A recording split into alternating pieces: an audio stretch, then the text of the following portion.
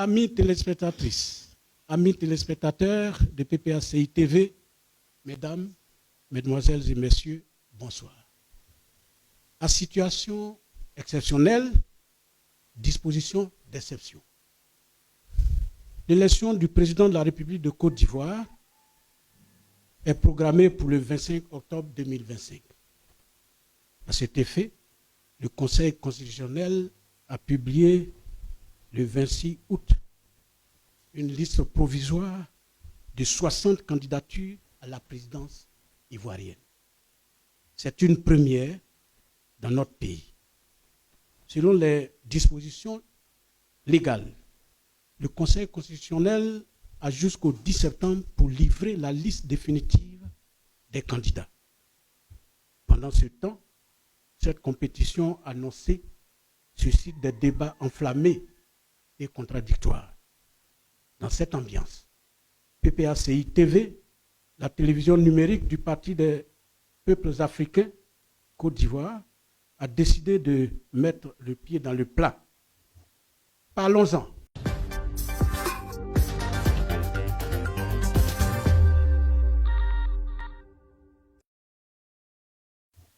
Parlons-en. C'est la nouvelle émission de débat créée pour traiter de tous les sujets, que dis-je, de tous les problèmes soulevés par cette élection. Pour cette première édition, le thème choisi est donc le 4e mandat d'Alassane Ouattara, un mandat de trop.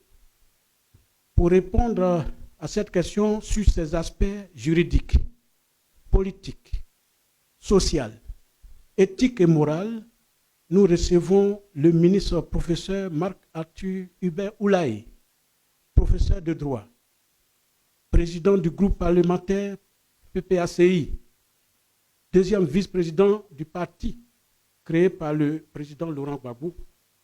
Monsieur le ministre, merci d'avoir accepté de venir répondre aux questions que les Ivoiriens et les amis de la Côte d'Ivoire se posent. Pour vous interroger, je suis avec Kevin Komenan, journaliste à PPACI TV. Monsieur le ministre, le 4e mandat du président Alassane Ouattara est-il un mandat de trop?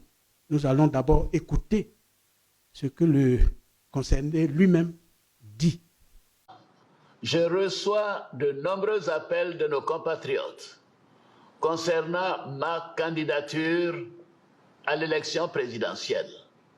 Des femmes et des jeunes de toutes les régions de Côte d'Ivoire. Après mûre réflexion et en toute conscience, je vous annonce aujourd'hui que j'ai décidé d'être candidat à l'élection présidentielle du 25 octobre 2025. Monsieur le ministre, quelle a été votre réaction, la toute première, quand vous avez écouté cet élément? Merci beaucoup. Je voudrais, avant de répondre à cette question, je voudrais dire merci à PPACI TV qui a pris l'initiative de communiquer sur des questions importantes, fondamentales pour le contexte que nous vivons. Je voudrais aussi, avant de répondre à la question, profiter de cette tribune pour dire un mot à tous ceux qui, pour le combat que nous menons, sont en prison ou sont menacés de prison ou d'autres choses. J'ai appris que encore un autre cyberactiviste proche du président Laurent Gbagbo a été arrêté. Tout ceci justifie cette émission que vous avez initiée. Lorsque j'ai suivi cette intervention du président de la République, j'ai eu mal au cœur pour notre pays qui souffre depuis tant d'années. L'opposition, depuis quelques années, demande tout simplement au président de la République de s'asseoir pour un dialogue citoyen. Ce dialogue est refusé et le président qui prend la parole et qui pose un acte dont les retombées sont prévisibles sur l'état de la Côte d'Ivoire d'aujourd'hui. Nous allons en parler, mais ce discours-là, c'est un discours que nous n'aurions pas dû entendre. C'est ma position, mais je sais que c'est aussi la position d'un très, très, très grand nombre d'Ivoiriens. Première question. Au plan juridique, qu'est-ce que ce discours-là, cette déclaration de candidature a pu bien déranger pour le pays? Merci César. Dans ce discours, le président annonce qu'il accepte d'être candidat pour un 4e mandat. Tout le monde se souvient dans ce pays que pour le 3e mandat, il y a eu des troubles dans ce pays. Le 3e mandat a été imposé. Et si le calme est revenu, cela ne signifie nullement que les Ivoiriens ont validé, ont accepté ce mandat. Vous parlez de candidature imposée, mais lui, il a dit que c'était une candidature de cadre majeur. J'y arrive. La question centrale que vous avez posée, est-ce que ce n'est pas un 4e mandat de trop? Mais je vous dirais que déjà le 2e mandat du président Alassane Ouattara était un mandat discutable. Il a été discuté parce que en 2010, après toutes les discussions, les tractations qu'il y a eu, le président Laurent Gbagbo a bien voulu accepter que M. Alassane Dramane Ouattara soit candidat à titre exceptionnel. Au pouvoir à cette époque-là. Et c'est sur cette base que l'élection a été organisée. Pour son 2e mandat, la question a été posée. Et le Conseil constitutionnel, dirigé à l'époque par M. Amadou Koné, le président du Conseil constitutionnel, a dit que ce mandat-là, il le validait parce que c'était un mandat par dérivation. Nous sommes des juristes, nous nous sommes posés beaucoup de questions sur le sens, sur le contenu de la notion de dérivation.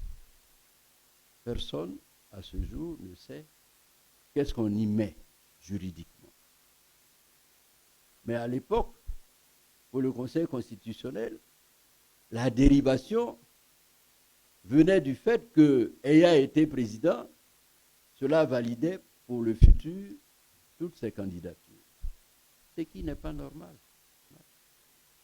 Donc déjà, pour le 2e mandat, il faut dire qu'il y avait discussion. Et nous sommes arrivés au 3e mandat.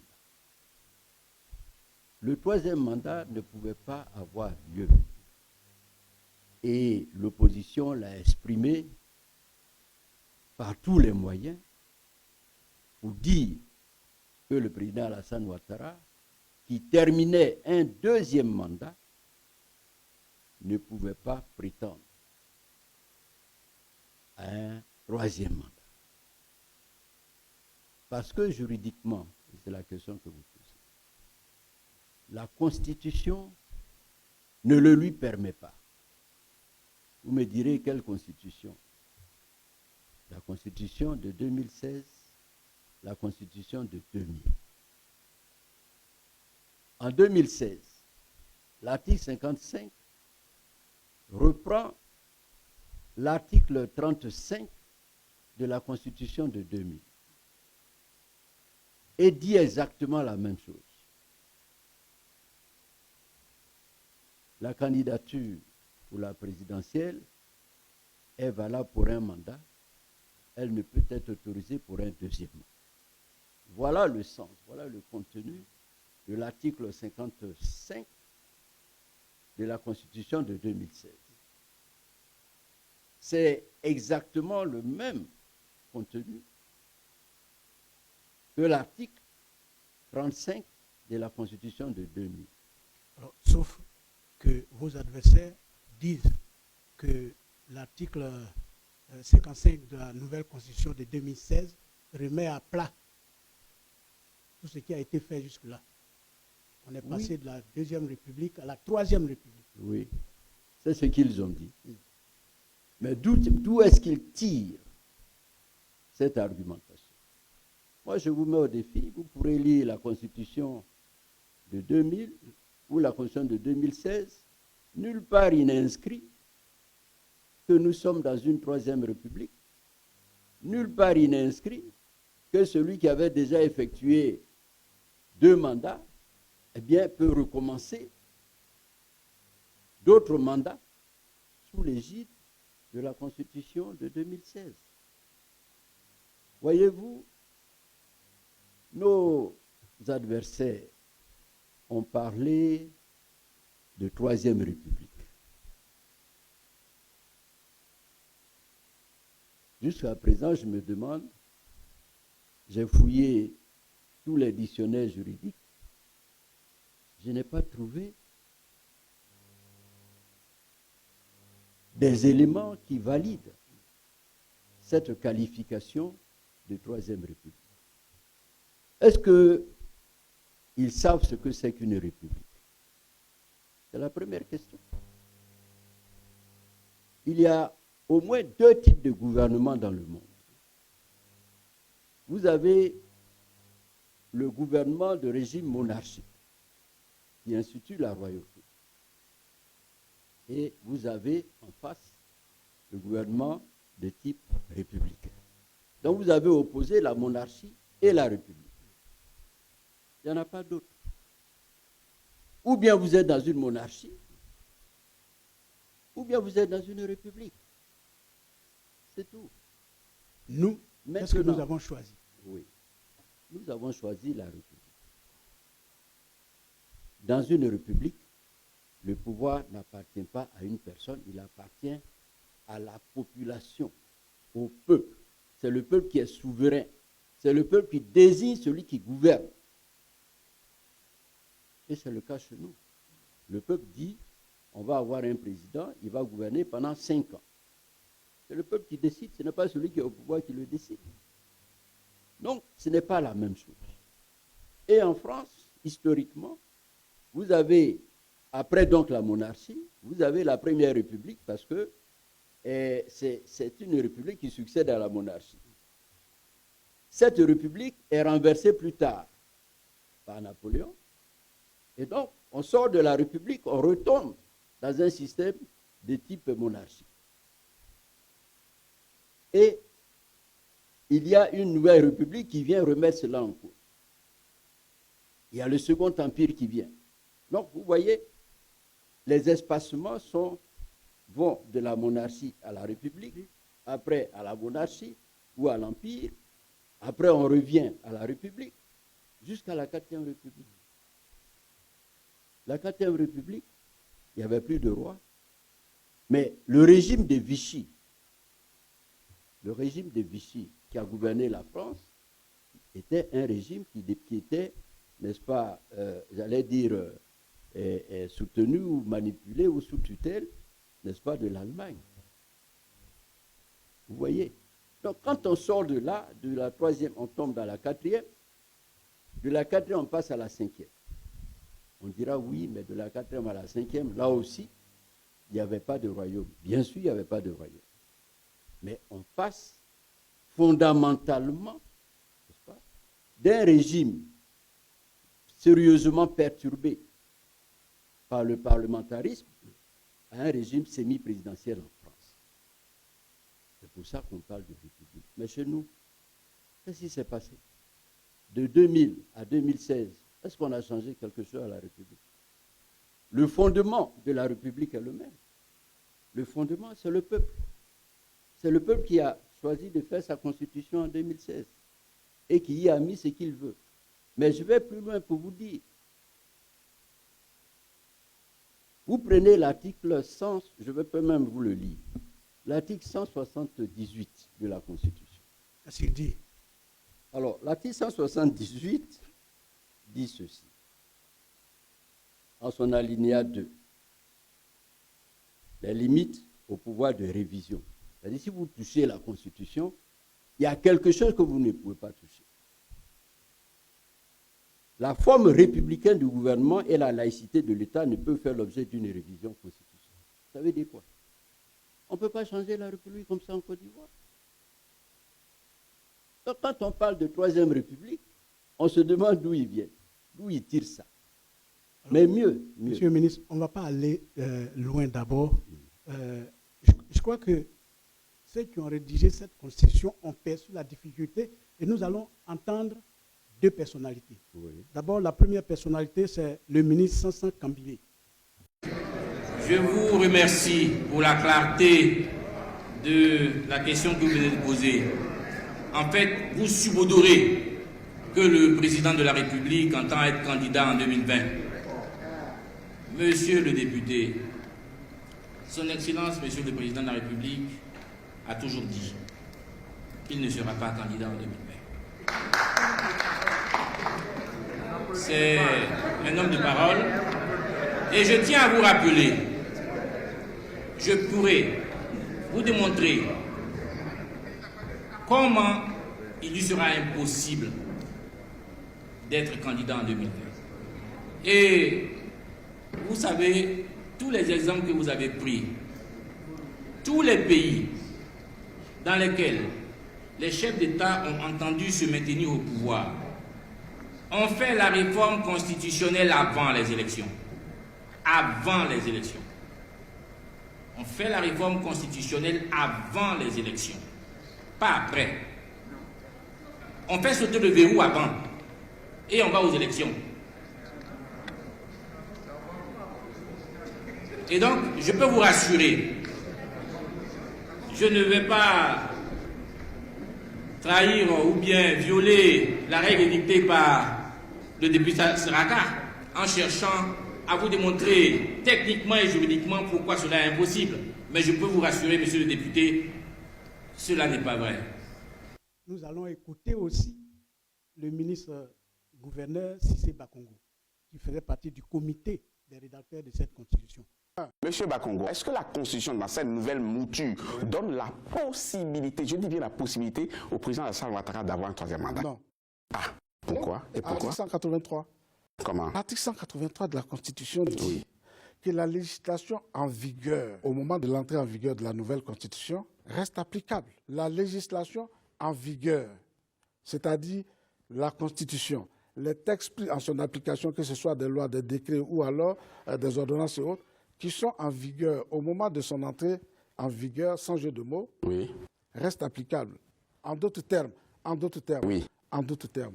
l'article 35 de la Constitution de 2000 prévoyait déjà que le mandat du président de la République était de 5 ans, renouvelable une seule fois. Monsieur le ministre, j'avais dit que j'étais avec le journaliste Kevin Comenan sur ce plateau pour vous interroger. Je lui passe tout de suite la parole. Merci César, bonsoir à toi, monsieur le ministre. Bonsoir, bienvenue.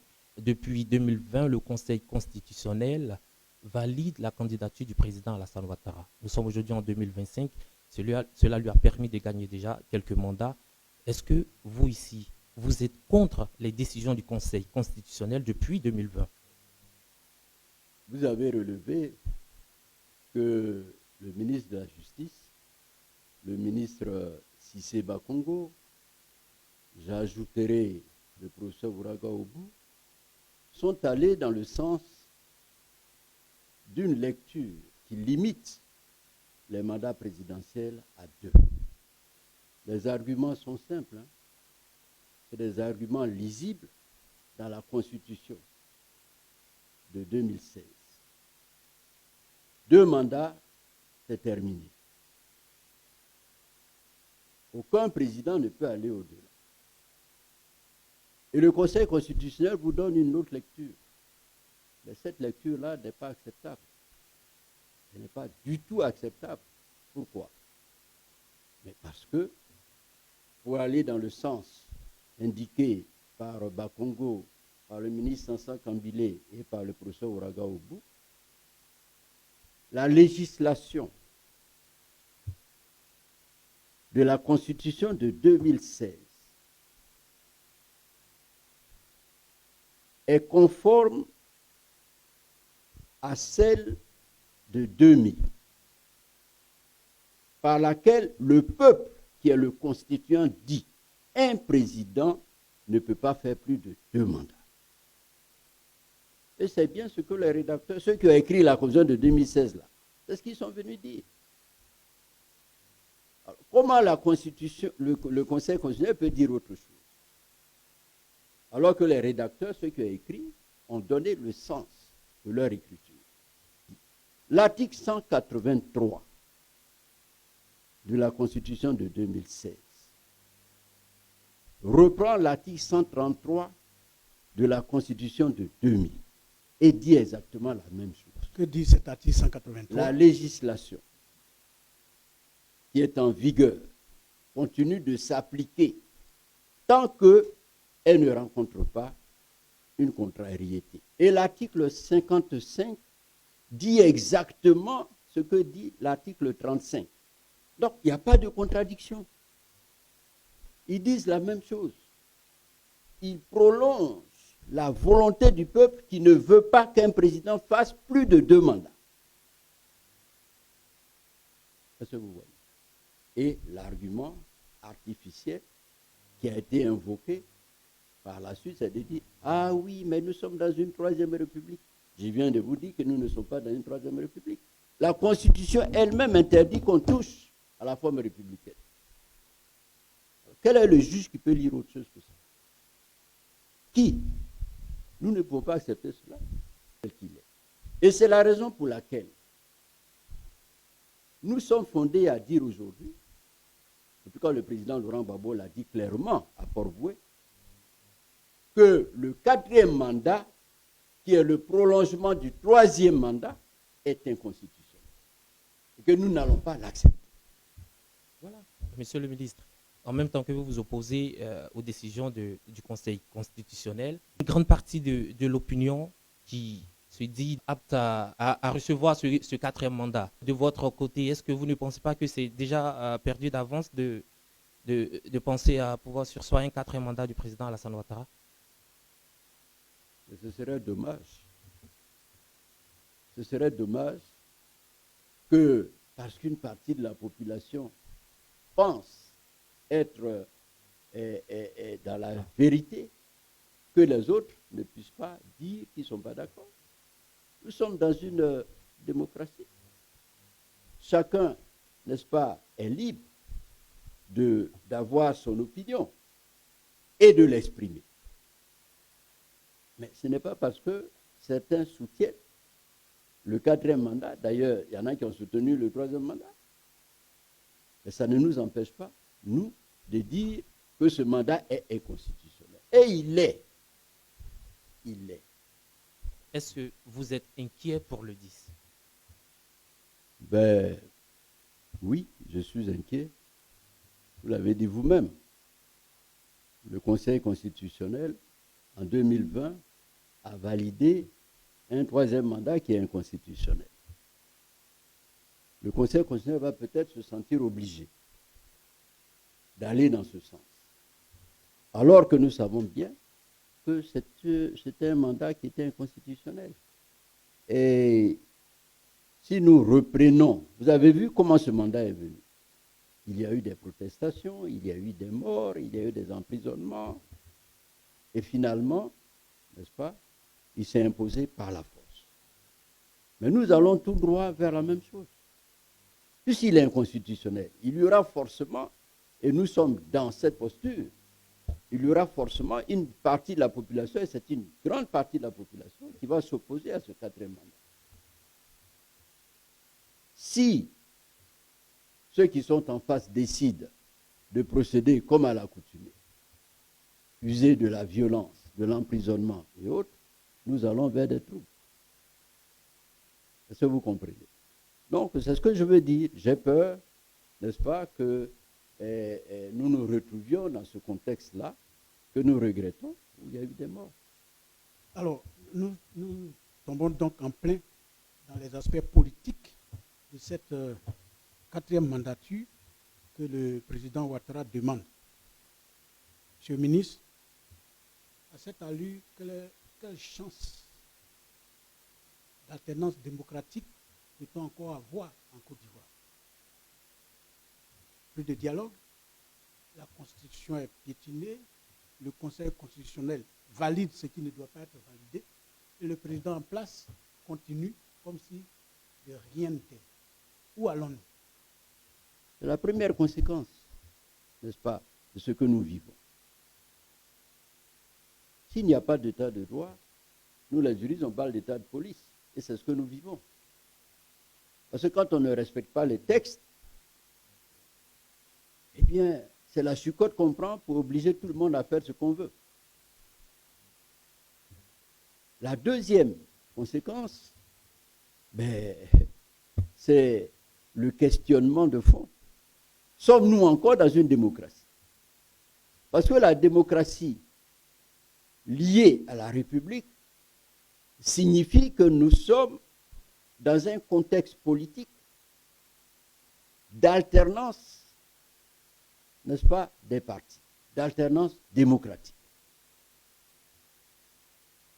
S'il y a une élection, le peuple choisit. Si vous gouvernez bien, le peuple vous reconduit. Ça peut être en personne, ou ça peut être votre parti à travers une autre personne. C'est ça l'alternance démocratique. Qui fait que l'opposition et le parti au pouvoir contribuent tous à l'expression démocratique et à la bonne gouvernance. Mais tant que nous ne sommes pas dans un tel contexte, s'il n'y a pas on n'a pas en vue une alternance démocratique, parce que c'est bien de ça qu'il s'agit, la limitation des mandats permet à une personne d'effectuer 10 ans de pouvoir. Nous allons vers les 20 ans. Est-ce à dire qu'en Côte d'Ivoire, il n'y a pas d'homme capable de diriger ce pays-là? Il n'y a pas d'équipe, parce que nous raisonnons en termes d'équipe. Un parti, c'est une équipe qui donne un candidat. Au bout d'un certain temps, ce candidat cède la place, fait le relais à quelqu'un d'autre dans son parti. Déjà à l'intérieur de son parti. À l'intérieur de son parti. Mais si à l'intérieur de son parti, comme on l'observe, on nous a dit en 2000... Il y a une bonne demi-douzaine, oui, du côté du RHDP. En 2020, on nous a mis en avant, il y a eu le décès de celui qu'on avait prévu, mon ami Amadougo. Bon, ça a fait que les Ivoiriens ont quelque peu baissé, n'est-ce pas, la garde. Mais cette fois-ci, qui est décédé? Qui? Mais on ne peut pas nous dire qu'au RHDP, où on prépare les nouvelles générations bien avant 2020, on n'a pas pu trouver quelqu'un capable de remplacer celui qui a déjà fait 2 mandats et 15 ans de mandat. Alors, il dit qu'il va faire un autre mandat pour la sécurité et pour la paix. Vous avez vu un pays où il n'y a pas de ministre de la Défense, où il n'y a pas de police? Mais la sécurité, c'est quelque chose, n'est-ce pas, de continu. Alors, si on va sur cette base-là, mais jamais celui qui est là ne partira. Monsieur le ministre, il a rappelé qu'il faut une personne très expérimentée pour gérer ces questions. Mais bien sûr, une personne expérimentée. Comme lui. Mais ça veut dire quoi? Ce n'est pas un argument qui est solide. L'argument sur la base duquel on prétend à nouveau faire un quatrième mandat n'est pas acceptable. N'est pas acceptable. Donc, pour ajouter, monsieur le ministre, certains partenaires internationaux soulignent la stabilité et la paix qui règne en Côte d'Ivoire. Le président Alassane, pour eux, est le garant de cette paix et de cette stabilité. Est-ce que ce n'est pas le PPACI qui va pour ternir la démocratie en Côte d'Ivoire? Ah bon. Ça, je ne savais pas. Garantir la paix en Côte d'Ivoire, je pense, nous avons fait 2 ans de pouvoir, de 2000 à 2002, avec le président Laurent Gbagbo, lorsque une rébellion soutenue par l'extérieur est venue déstabiliser la Côte d'Ivoire. Mais ces personnes-là ne peuvent pas dire qu'il n'y a pas la paix en Côte d'Ivoire. Si c'est eux qui déstabilisent, ça, on peut l'affirmer, tout le monde le sait. Il vous reproche de ne pas avoir été en mesure de protéger les Ivoiriens. Bon, vous voyez qu'un tel argument ne peut pas prospérer. Est-ce que vous voyez? C'est comme le voleur qui rentre dans votre maison et qui vous dit, mais vous n'avez pas fermé la porte. C'est votre faute alors, si on vous a volé. Lui, il n'est pas voleur. Mais lorsque vous ouvrez votre porte, il vient, il prend ce qui ne lui appartient pas et il s'en va. Et on l'applaudit. Non. Monsieur le ministre, moi, je ne peux pas accepter ça parce que, vous voyez, lorsque le président Laurent Gbagbo est arrivé au pouvoir, nous sommes toujours dans l'accord qui nous lie à la France, qui est un accord de défense. Un accord de défense. La rébellion est partie de l'extérieur. On a appelé la France, elle n'est pas venue. Elle ne peut pas nous dire que nous ne sommes pas en mesure de nous défendre. Mais pourquoi alors? Pourquoi alors? Pour renverser le président Gbagbo.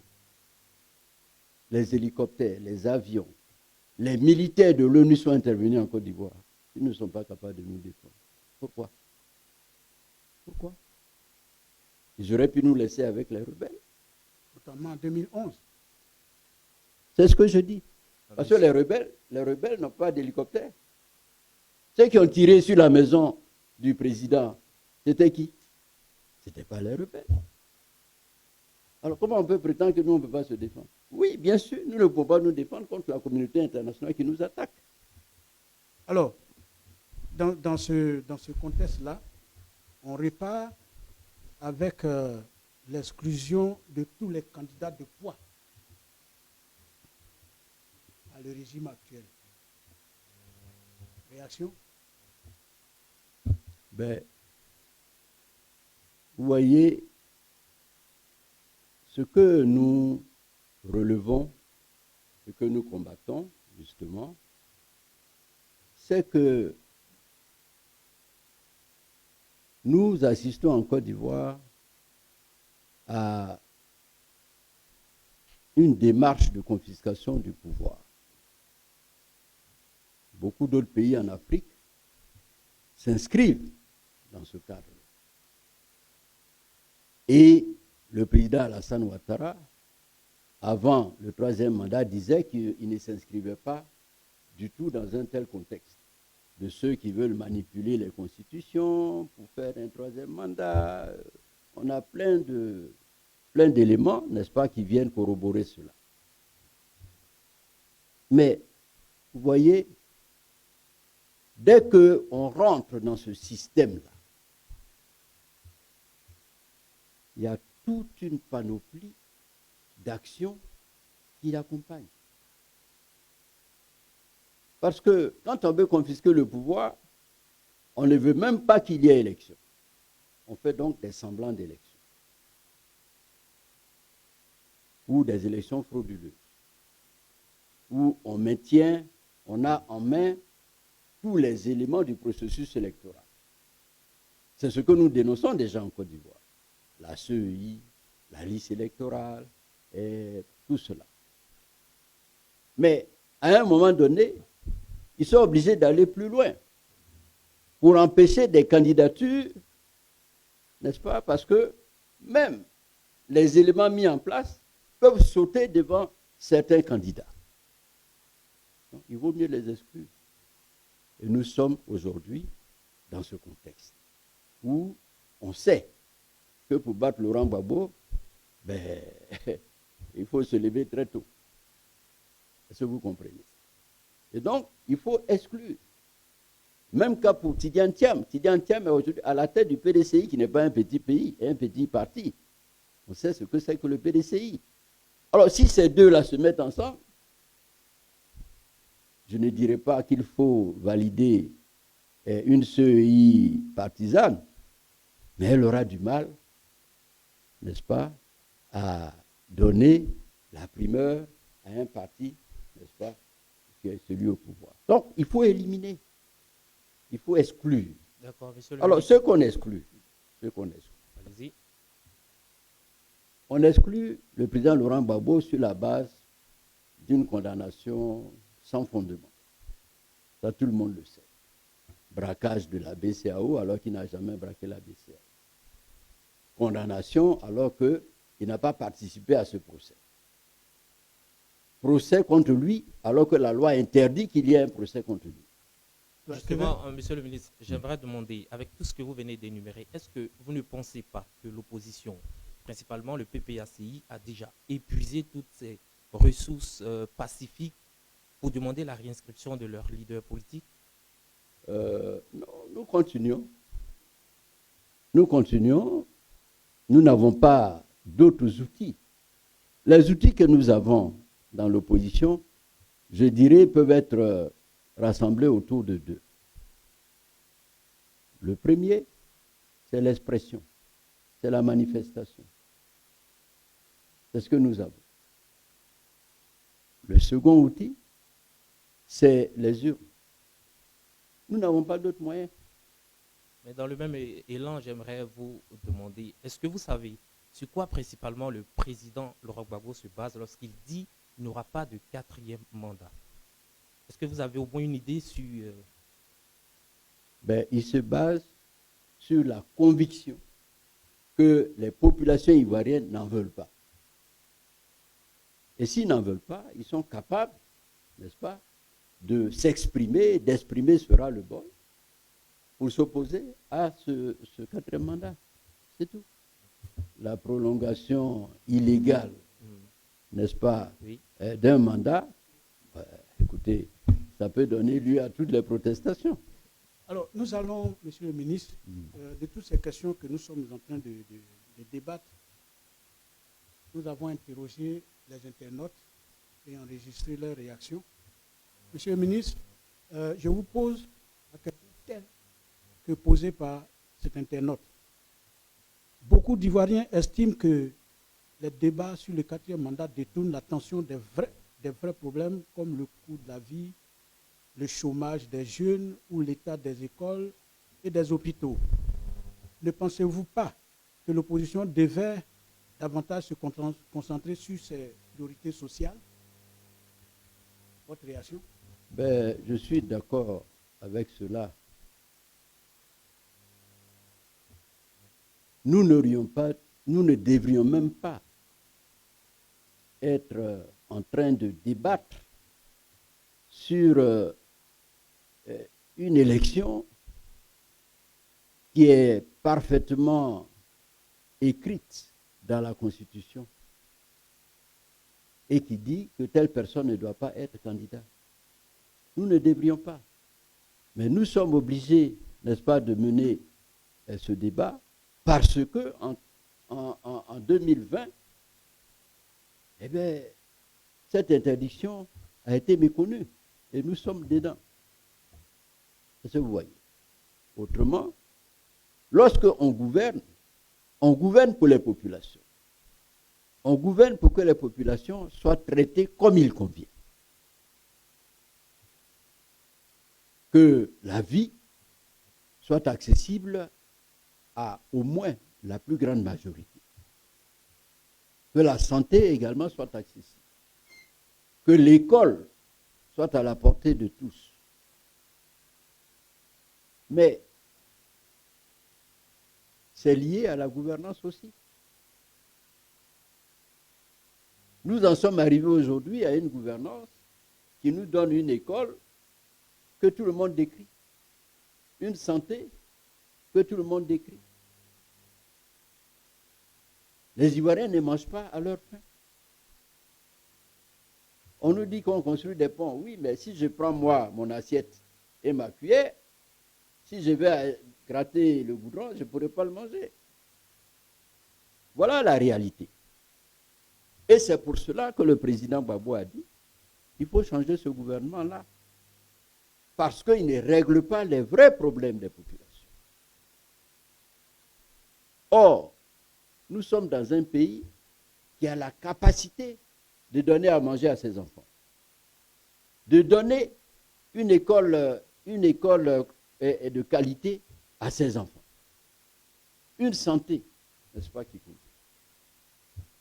Mais si ce gouvernement-là, qui n'arrive pas à le faire, veut persister au pouvoir, qu'est-ce que nous faisons? Mais il faut protester, demander que les textes soient appliqués, et c'est ce que nous faisons. Vous estimez que le 4e mandat du président Ouattara est de trop et vous le critiquez. Alors que le président Gbagbo revient lui aussi dans le jeu après avoir déjà gouverné pendant 10 ans. Est-ce que votre lutte et la durée du président Gbagbo au pouvoir ne sont pas antinomiques? Est-ce que ce n'est pas contradictoire? Alors, c'est une très bonne question. Parce que les gens entretiennent la confusion dans l'esprit des Ivoiriens.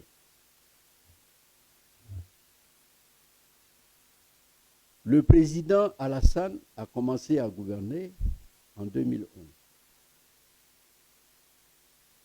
Et il gouverne depuis, je rattache à la question de notre ami, sans la présence d'un membre de l'opposition dans son gouvernement. C'est lui qui choisit librement ses ministres. Il gouverne tranquillement. Et nous n'avons suscité aucune rébellion contre ça. Donc il gouverne librement.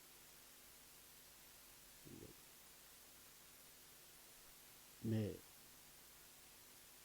lorsque le président Laurent Gbagbo était là, on a gouverné 2 ans. Après quoi, la formation, d'abord, il a eu un premier ministre qu'il n'a jamais désigné, Seydou Diarra. Ensuite, après Seydou Diarra, en 2007, il a eu le premier ministre Charles Konabani. Vous avez vu un gouvernement où on vous impose un premier ministre? Vous avez vu ça? Mais alors, quelle est la part du président Gbagbo? Quelle est la part de ce gouvernement de transition dans la gestion de la Côte d'Ivoire? Mais n'oubliez pas que pendant que ça se faisait, le pays était toujours divisé en 2. N'est-ce pas? Alors, comment on peut comparer des choses qui ne sont pas comparables? Maintenant, oui, il est resté au pouvoir pendant 10 ans. Mais c'est parce que la première élection qui devait intervenir devait l'être en 2005. C'est eux qui ont empêché l'élection. Et elle a dû être repoussée jusqu'en 2010. Parce que les rebelles occupaient le territoire. Et la Constitution dit, tant que le territoire est occupé, on ne peut pas faire d'élection. Il faut même remercier le président. Parce que même en 2010, il continuait d'occuper le territoire. Il aurait pu dire, mais le territoire est toujours occupé.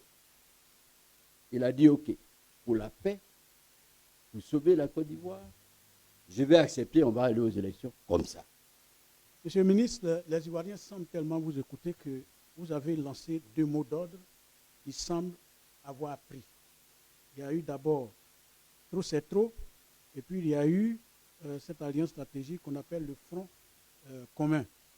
Sur trop c'est trop, je vais demander à la réalisation de nous donner les premières images.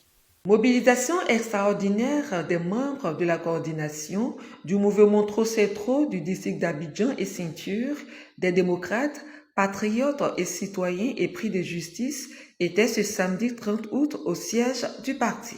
Ils sont venus prendre part à la cérémonie de présentation officielle de la branche opérationnelle de ce mouvement dirigée par Damana Adia Pikas. Jeunes, hommes et femmes n'ont pas voulu rater cette occasion de dire non à la forfaiture. Attention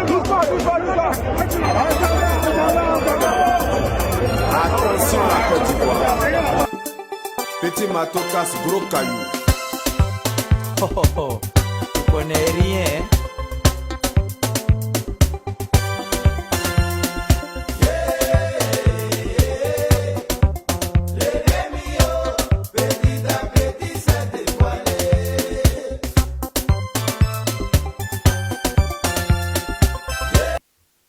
Monsieur le ministre, comment se portent ces deux mouvements aujourd'hui? Le mouvement Trop c'est trop et le Front commun, personnellement, il me donne une entière satisfaction. Le mouvement Trop c'est trop est issu d'une réflexion du président Laurent Gbagbo. On a toujours pensé que le combat politique ne concernait que les partis politiques. Lorsqu'il a lancé l'appel de Benoît, beaucoup ont réagi et ont donné le sentiment que le président ne s'adressait qu'au seul parti politique. Lorsque le président a eu l'occasion de corriger cette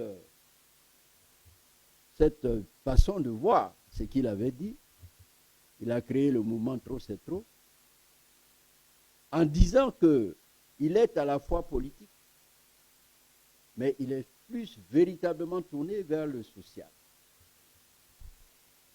Ceux dont on a cassé les maisons, qu'on a déguerpis, sans préalable, sans dédommagement,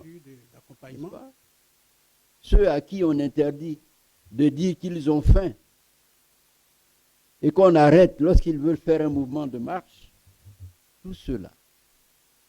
Et je ne peux même pas aller plus. Il y en a partout. Tout le monde, tous ceux qui sont insatisfaits de la gestion de ce gouvernement, c'est à eux que le président Laurent Gbagbo s'est adressé. Et on a vu qu'ils ont répondu, ils ont compris et ils ont répondu. Mais c'est une satisfaction pour nous. Cela montre bien que les préoccupations du président Laurent Gbagbo ne vont pas seulement en direction des militants du PPACI. Le président Laurent Gbagbo est un homme politique. Il a déjà été président.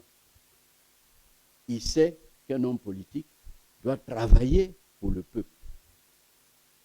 Quel est cet homme politique qui est satisfait? Parce qu'il a construit un pont, alors que ceux qui sont dans les environnements du pont n'arrivent pas à manger. Il n'est pas de cet acabit. Et donc, le mouvement Trop c'est trop, c'est un véritable succès. Quant au mouvement, au Front commun, à l'alliance entre le PDCI et le PPACI, là aussi, c'est un vrai succès. Vous voyez, nous sommes avec le PDCI pour sauver la Côte d'Ivoire. Mais demain, chacun rentre dans son contexte et nous irons à des élections. Chacun présentera des candidats. Est-ce que vous voyez? Mais c'est ça la démocratie. Lorsque le pays est en danger, vous n'allez pas continuer à dire « Ah oui, mais moi, je suis PDCI ici, moi je suis là. » Alors que votre bateau va couler. Et si le bateau coule, vous êtes où?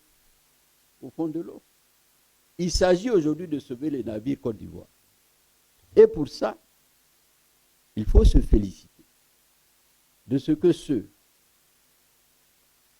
qui sont dans la fondation de ce pays-là, dans la fondation de la démocratie pluraliste, s'entendent et se mettent ensemble. Non pas pour casser quelqu'un, mais pour sauver la Côte d'Ivoire. Parce que ça aussi, il faut que les gens le comprennent. Notre objectif en le faisant, c'est d'aider la Côte d'Ivoire à sortir du marasme qui permet au trop c'est trop de briller. Pourquoi le trop c'est trop ça marche? Parce que les Ivoiriens sont fatigués. Ils ne savent pas à quel sein se vouer. Voilà. Si demain, on arrive à aplanir les choses, mais chacun ira de son côté, défendra, n'est-ce pas, son drapeau, et puis c'est la Côte d'Ivoire qui avance. Il faut peut-être appeler les autres partis de la gauche à vous rejoindre, monsieur le ministre. Sur ce point-là, ce n'est pas encore réussi. Mais c'est ouvert. On n'a pas à forcer quelqu'un. Vous voyez, je donne un exemple. Pour la marche du Front commun. On a dit que tous les partis qui soient intéressés, n'est-ce pas, par la vision que nous avons, ils peuvent venir. Le président Afinguessan du FPI est venu. Il y en a eu d'autres. Vous avez vu que ça ne nous a pas effarouchés. Et les militaires étaient bien contents, mais c'est tant mieux. La porte est ouverte. Mais ce n'est pas à nous d'aller chercher tel pour venir. Parce que quand on va dans un mouvement politique, il faut y aller avec ses propres convictions. Il ne faut pas que demain on dise « Ah oui, mais moi je ne voulais pas, c'est eux qui m'ont tiré là. » Mais vous avez bien compris l'enjeu qui se joue maintenant, présentement. Peut-être que eux non, c'est peut-être à vous d'aller vers eux, insister pour qu'ils rejoignent la bonne cause dont vous parlez. Mais de qui parle-t-on? De qui parle-t-on? De la gauche ivoirienne. Oui, mais la gauche est par nature considérée comme des personnes qui sont conscients de la réalité sociale. Alors, comment vous pouvez être dans la gauche et ne pas savoir qu'une grande partie du peuple aujourd'hui se plaint? Est-ce qu'on a besoin de vous emmener à l'école pour ça? Monsieur le ministre, ou bien. Le temps qui nous est imparti tire à sa fin. Nous n'allons pas terminer cette émission sans évoquer une question d'éthique et de morale quand même sur la candidature de M. Alassane Ouattara pour un 4e mandat. D'abord, lui-même, il a dit qu'il ne voulait pas faire un 3e mandat. Il a déclaré. Il s'est même moqué à l'époque du président Robert Mugabe, qu'il a invité à passer la main. Aujourd'hui, il est en train de chercher à briguer un 4e mandat en disant que, voilà, il a promis, il a fait la promesse, il a donné sa parole de bonne foi. Tout au long de mon action au service de l'État, j'ai fait du respect de la parole donnée un engagement. Toutefois, les années passées à la tête de notre pays m'ont fait comprendre que le devoir peut parfois transcender la parole donnée de bonne foi. Monsieur le ministre, les Ivoiriens ont l'habitude de dire que ce que vous n'avez pas vu ne dit jamais que ça n'existe pas. Qu'est-ce que vous pensez d'une telle assertion? Moi, je suis interloqué. Il dit que le devoir peut transcender la parole donnée. On peut bien, on aimerait bien avoir les éléments de ce devoir-là qui l'amène à transcender la parole donnée. C'est quoi? La stabilité du pays et la paix. Alors, on parle de stabilité, de sécurité, de paix. Mais, attendez. Parlant de stabilité, qui est auteur de déstabilisation? Parlant de paix, qui refuse de réconcilier les Ivoiriens? Parce que la paix est quand même à la base. Ou plutôt la paix naît de l'unité. Si ce pays est uni, en quoi la paix sera-t-elle trouvée? Maintenant, si c'est ce que nous voyons ces jours-ci, des attaques dites terroristes, si c'est de cela qu'il s'agit, les attaques terroristes, on sait que ça existe dans le Sahel. Il y avait eu une attaque il y a très longtemps dans le sud, à Bassam. On nous a donné l'explication après. C'était des terroristes qui poursuivaient quelqu'un avec qui ils avaient passé un contrat qu'ils n'avaient pas respecté. Ce n'était pas des terroristes contre les Ivoiriens. Que les Ivoiriens ont fait quoi? Qu'est-ce qui expliquerait même le terrorisme dans le nord de la Côte d'Ivoire? Parce qu'il faut qu'au moins nous ayons cette explication. Les terroristes sont au nord du Mali, du Niger, du Burkina. Mais on sait d'où ils viennent. Lorsque la Libye a été démantelée, ça a permis à certains pouvoirs européens qui ont facilité cela, notamment le pouvoir français à l'époque, de pousser des personnes dans le nord du Mali. On le sait, pour des intérêts qui n'ont rien à voir avec le Mali. Parce que le terrorisme, tel que nous on le connaissait au départ, il avait un fondement religieux. Aujourd'hui, on ne sait même plus quel est le fondement du terrorisme. C'est pas seulement le terrorisme, il y a aussi le Front commun, il y a aussi trop c'est trop qui sont vus comme des mouvements qui pourraient créer une insurrection populaire. Le président est peut-être inquiet à ce niveau. Quel président qui est inquiet? Le président Alassane Ouattara, bien sûr. Et son régime? Mais pourquoi ils sont inquiets? Il y a longtemps, on demande à discuter. Ils ne veulent pas nous écouter. On manifeste, la manifestation là, elle est prévue dans la Constitution, dans la loi. Une manifestation n'a rien d'insurrectionnel. Pas du tout. Aucun mot d'ordre d'insurrection n'a été lancé.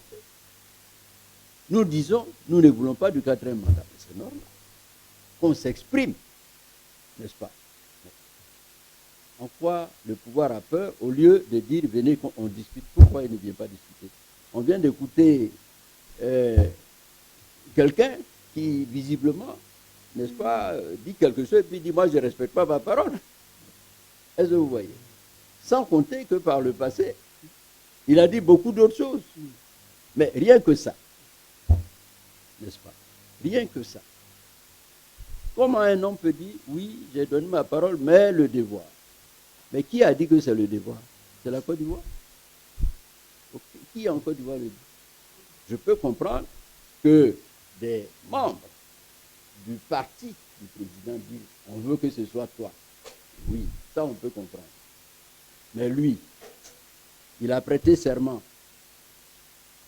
devant la Cour suprême. Il a donné sa parole, pas seulement aux Ivoiriens, mais même à l'extérieur. Pour dire qu'il ne fera pas un 3e mandat. Maintenant, il en est au 4e. Qu'est-ce qu'on retient pour finir? Pour finir, on retient que, moi je dirais ceci. Le président Laurent Gbagbo a dit à ses partisans et aux Ivoiriens, il faut lutter contre le 4e mandat inconstitutionnel. Je voudrais dire que le vrai danger que court la Côte d'Ivoire, c'est ce 4e mandat inconstitutionnel. Parce que il y a beaucoup de choses que recèle ce quatrième. On l'a dit tout à l'heure. Le quatrième mandat, c'est le refus de l'alternance démocratique. C'est la remise en cause de tous nos acquis.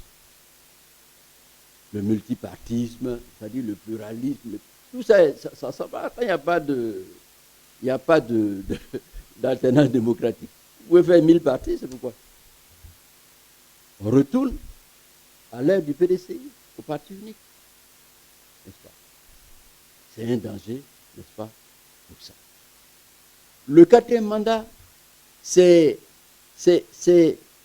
le refus permanent de l'état de droit. Parce que vous êtes obligé de jouer avec les lois, les textes, de ne pas les appliquer pour arriver à dépasser les limites que vous imposent ces textes. C'est un danger. Si nous ne pouvons pas respecter nos propres lois, c'est fini. C'est la loi d'un autre. Et nous sommes sous ce joug-là depuis un certain temps.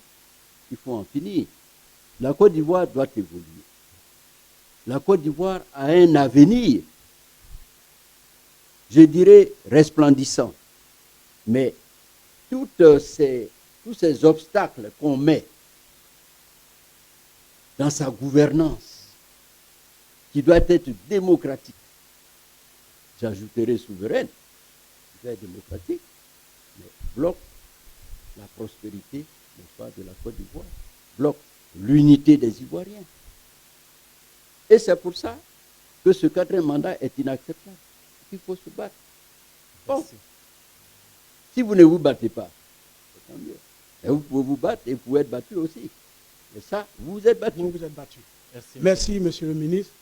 Mesdames et messieurs, merci de votre attention. J'espère que cette première émission, Parlons-en, a répondu à vos attentes. Nous vous donnons rendez-vous pour la prochaine émission. Merci beaucoup.